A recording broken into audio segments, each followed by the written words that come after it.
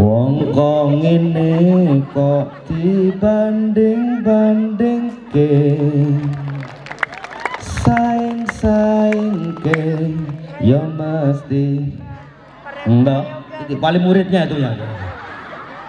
Jadi ini pokok persoalannya nih.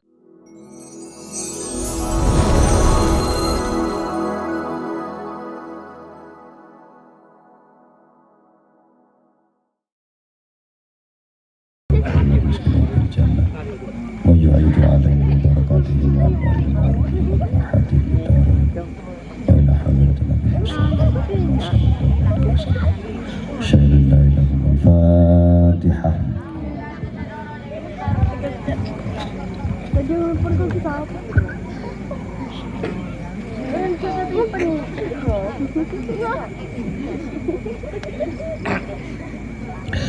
Alhamdulillah, alhamdulillahi rabbil alamin, wa afdhalus salati wa atammu taslim ala sayyidina Muhammadin wa ala alihi wa sahbihi wa barik wa sallim ajma'in, amma ba'd.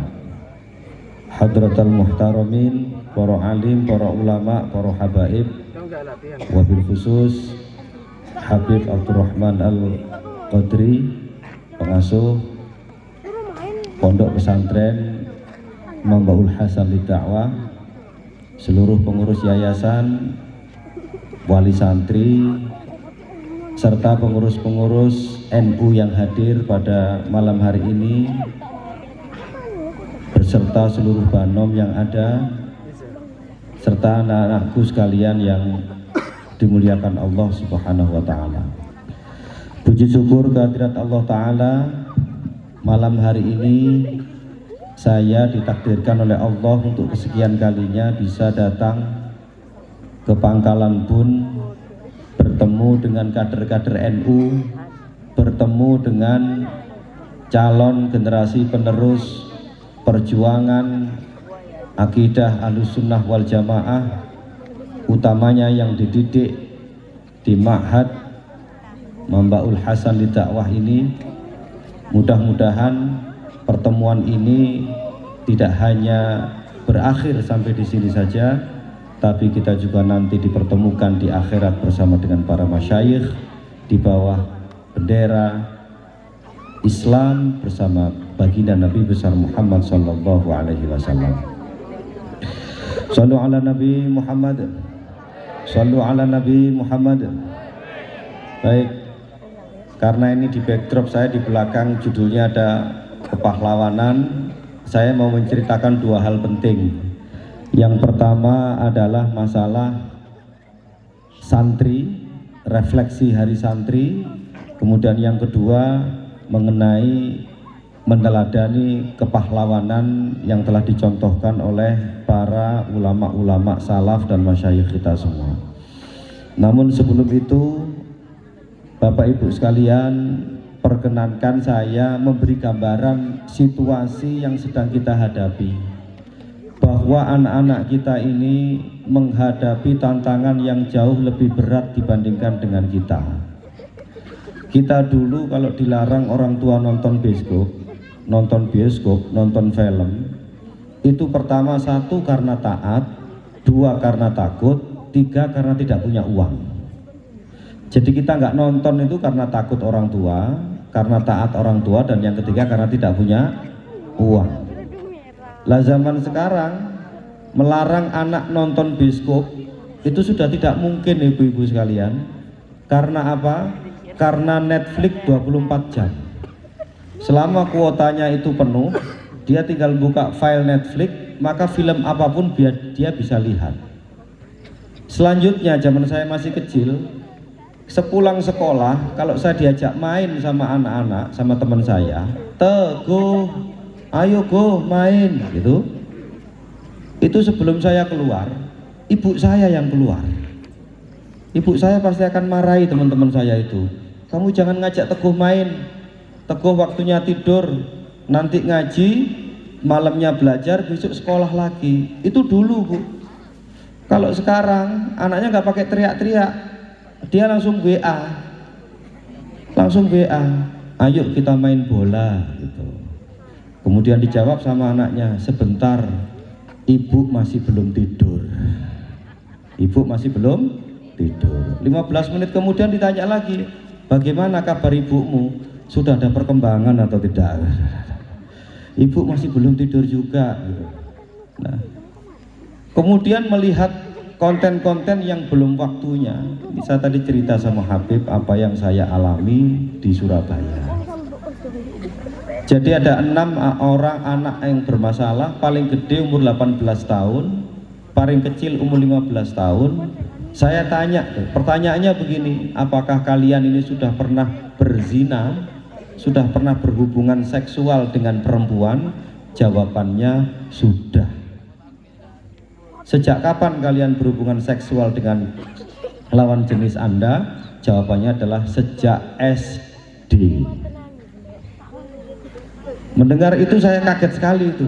Walaupun sebetulnya sudah bisa dinalar gitu. Kalau anak setiap kali pegangannya HP, 2-3 tahun kemarin terjadi bencana COVID, ada PPKM. PPKM itu memberikan dampak yang luar biasa kepada semuanya loh. Pada pendidikan anak, pada akhlaknya, pada sopan santunnya, pada budi pekertinya, pada karakternya, dan juga tidak hanya pada santri, pada kiainya juga. Semua mengalami PPKM, para kiai dan mubalek itu. Apa PPKM? Penurunan pendapatan kiai dan mubalek. Karena ya jadwalnya yang biasanya ngisi kemudian tidak bisa keluar karena alasan COVID. Jadi seolah-olah selama 2-3 tahun kemarin ini kita serahkan anak-anak kita ini di bawah genggaman dan pengaruh handphone yang mohon maaf lebih banyak manfaat atau madorotnya? Madorot. Mungkin ada yang protes, nggak selalu. Anak saya pegang HP yang didengerin murotal, anak saya yang pegang buah HP yang didengerin pengajian. Saya sendiri kalau pegang HP yang saya dengarkan itu pengajian. Saya jawab, pengajiannya berapa persen, hiburannya berapa persen. Karena kalau ngaji lewat HP, lewat YouTube itu tidak akan bisa fokus seperti ini. Metode Al-Miftah misalnya, ustadznya sudah tahu itu tahap pertama seperti apa, kedua seperti apa, ketiga seperti apa, setahun nanti anak-anak jadi apa. Dia sudah punya program itu terstruktur. Begitu pula dengan pelajaran Hafidhul Quran, Tahfidhul Quran, itu sudah ada programnya, karena ada gurunya, ada muridnya, ada metodenya. Maka kemudian bisa diharapkan dalam jangka waktu 1 tahun, siapa yang menguasai membaca kitab kuning, siapa yang kemudian hafal Al-Quran. Itu karena ngajinya lewat ma'had, ada gurunya, ada santrinya, ada metodologinya. Tapi kalau ngajinya lewat YouTube, ngajinya benar, tetapi distraksinya terlalu banyak, gangguannya terlalu banyak. Tengah-tengah ngaji, alhamdulillah utawis kabeh puji kulillahi kedue Allah Rabbil alamin kang mengerani wong alam kabeh. Begitu lanjut ngaji apa belanja? Lanjut ngaji apa belanja? Belanja. Itu ibu-ibu. Kalau bapak-bapak enak-enak ngaji, langsung kemudian ada iklan. Kan bagian dari barokah. Kalau ngajinya lewat YouTube, yang dicium apanya, Bu? Yang dicium? Ya itu pun kalau lunas. Kalau belum lunas gak enak itu dicium, tetap belum lunas. Ya. Maka kemudian benar yang disampaikan oleh Syekh Abdullah Al-Harari. Beliau menyampaikan, man ardal jawariha bil maksiyah faqad gharasa fi qalbihi syajaron nadamat. Ini Syekh Abdullah Al-Harari mengatakan begitu. Barang siapa yang ridho tangannya, matanya, mulutnya, perutnya, kakinya, kemaluannya itu melakukan kemaksiatan, maka sesungguhnya dia sedang menanam pohon penyesalan. Bayangkan anak SD sudah berhubungan seks, kemudian mencuri, kemudian minum minuman keras, pokoknya semua maksiat dilakukan dari ujung rambut sampai ujung kaki. 10 tahun kemudian, 20 tahun kemudian dia menyesal atau tidak? Menyesal atau tidak? Saya lanjutkan cerita saya yang tadi. Dari 6 orang anak tadi saya tanya, kamu punya tato atau tidak? Jawabannya semua punya. Apakah kamu punya uang untuk bisa menato tubuhmu? Dia jawab, di YouTube banyak, saya bisa menato tubuh saya sendiri.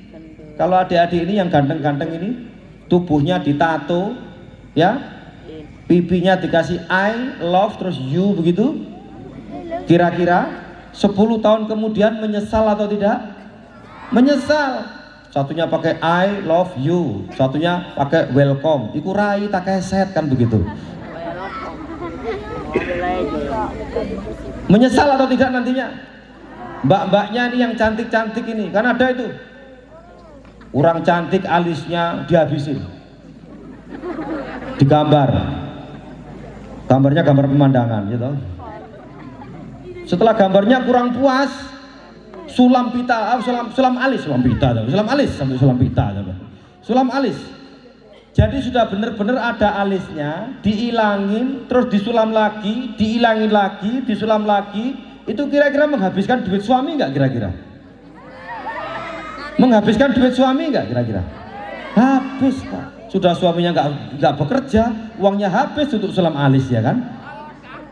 Itu karena dorongan dari sosial media. Sosial media itu isinya 3 deh, ya. Saya kasih tahu nih Bapak Ibu biar ngerti semua itu. Jangan seneng-seneng kalau anaknya pegang HP terus diem. Alhamdulillah anak saya nggak macem-macem, diem aja di rumah. Tapi dia diem itu khusyuk itu siapapun apapun dia lihat. Yang pertama, pornografi pasti dilihat. Selama anak pegang HP, 99,9% pasti terpapar pornografi. Ya, minimal pernah lihat anjing sama kucing tidak pakai pakaian, kira-kira begitu kira-kira. Yang kedua, terpapar apa dia? Game. Loh, game kan nggak masalah. Jangan salah. Game hari ini semua mengandung perjudian. Hampir semua game sekarang itu mengandung suka beli chip apa tidak nih yang kecil-kecil ini? Loh kok suka? Suka beb, suka beli chip beb. Ini berarti sudah masuk dalam ranah perjudian. Kata pengaji ramai, judi. Meracuni kehidupan. Tapi dulu judinya masih judi begini, fisik. Kelihatan itu, pakai baju pakai kaos oblong, kalau kalah pulang ke rumah badannya kumel, itu penjudi dulu. Sekarang dia diem baik-baik di rumah. Kadang-kadang di musola itu loh, judi online. Di musola pakai wifi masjid. Subhanallah. Terjadi tidak zaman sekarang? Terjadi. Yang ketiga, sosmed. Nah, sosmed, semua punya Facebook, semua punya Instagram, semua punya TikTok. Dilanjutkan oleh Syekh Abdullah Al-Harari, beliau menyampaikan alal aqil ayyakuna basiran bi zamanihi mukbilan ala sya'nihi. Untuk menyiapkan anak-anak ini, anak-anak yang pinter-pinter ini bukti ya, mereka ini dikasih apa saja bisa. Anaknya siapapun kalau dididik dengan guru yang benar, metode yang baik, kemudian dia mau mengikuti syarat-syarat belajar dan syarat-syarat mengajar, maka ilmu apapun dia bisa kuasai. Disuruh baca kitab saja bisa. Orang tuanya belum tentu bisa. Betul apa betul? Oh, kompak sekali ya.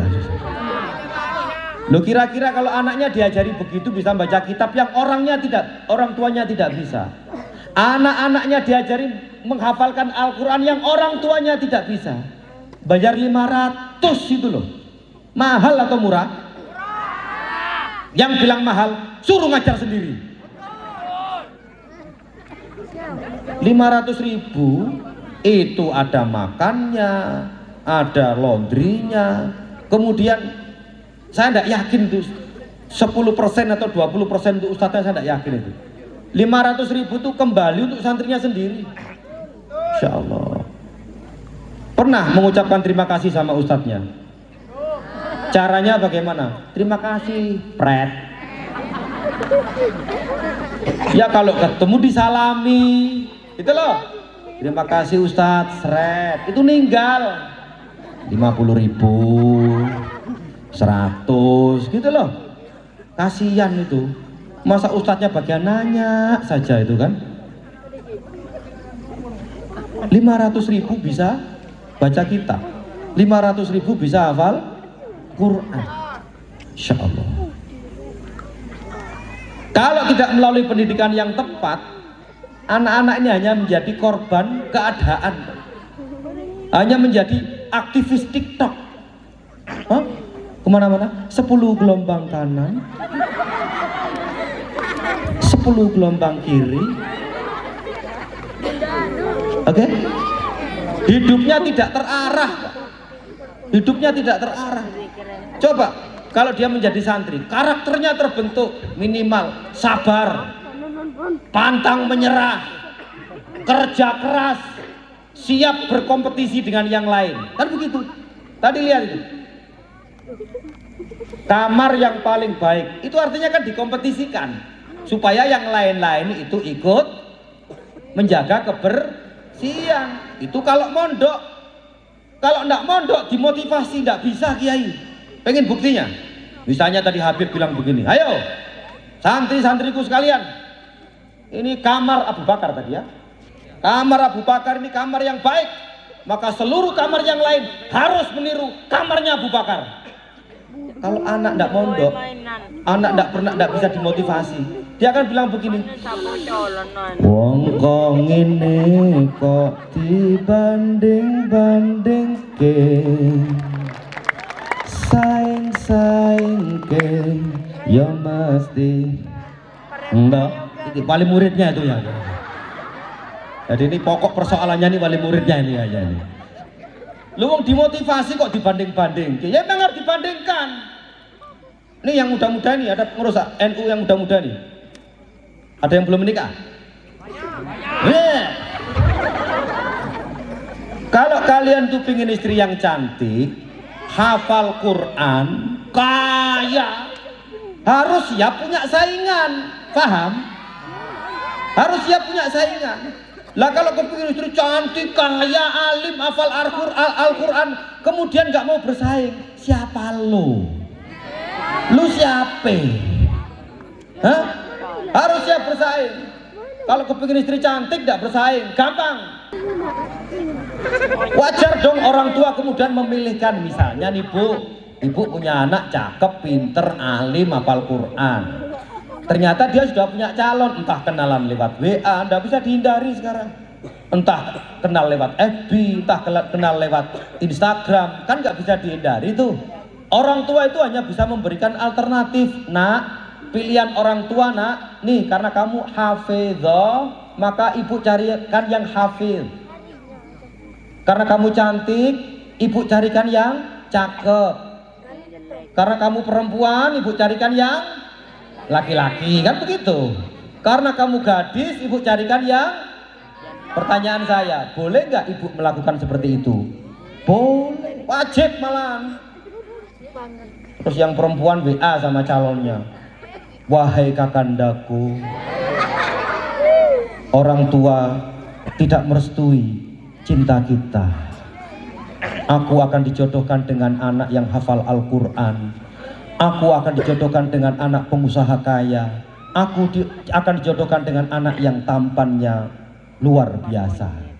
Itu kalau kakandanya itu punya semangat, dia akan bilang, saya akan memperebutkan dirimu deh. Saya akan tunjukkan bahwa saya lebih baik dibandingkan dengan calon orang tuamu tadi itu. Datang ke rumah orang tuanya itu. Apa yang bisa kamu banggakan gitu loh. Ini calonku hafal Al-Quran. Saya tidak hafal Al-Quran, Bu, tapi saya hafal Al-Ikhlas 3 kali. Itu loh. Artinya kan siap bertaruh kan? Siap bertaruh. Oh ini vokalisnya majelis zikir dan sholawat hafal Maulid Tiba. Tidak apa-apa, Bu, dia hafal Maulid Tiba, minimal saya hafal Ya Robi Soli. Itu namanya orang siap Bertarung, jangan kok dikit-dikit wong kok ngene kok dibantu. Gak bisa dimotivasi orang seperti itu. Gak bisa dimotivasi orang seperti itu. Alal akil al ayakuna basiron bi zamani. Kita tunjukkan itu nak, zamanmu ini zaman digital. Zamanmu ini zaman digital. Kamu harus siap menghadapinya. Langsung bisa ditampilkan yang santri, langsung aja. Masih dalam suasana Maulid Nabi, dalam kitab Al-Umdah fi Syarhil Burdah disebutkan ketika mensyarahi bait wa waqifuna ladaihi inda hatihi min nuqtatil ilmi aw min syaklatil hikami. Lanjut. Terus. Ini kalau saya baca semua sampai jam 12 nanti ya. Terus. Oh, ulang. Oh. Nah ini. Ketika menjelaskan itu, ya, bait itu, Rasulullah Muhammad Shallallahu Alaihi Wasallam itu kesempurnaannya mengalahkan semua nabi dan rasul. Ibaratnya semua nabi dan rasul itu huruf, tapi tidak punya titik, tidak punya harokat. Nah, kalau ba tidak ada titiknya dibaca apa? Ba tidak ada titiknya dibaca apa? Tidak bunyi. Oke? Ta tidak ada titiknya bisa bunyi? Tidak ada, ya jadi kayak perahu kan, begitu kan? Jim tidak ada titiknya bunyi tidak? Tidak bunyi. Ha itu masih bunyi ha. Tapi kalau harokatnya kan masih belum tentu. Hakikunya kan belum tentu, ya kan? Makanya nuktoh itu ibarat ilmu, syakal itu ibarat hikmah.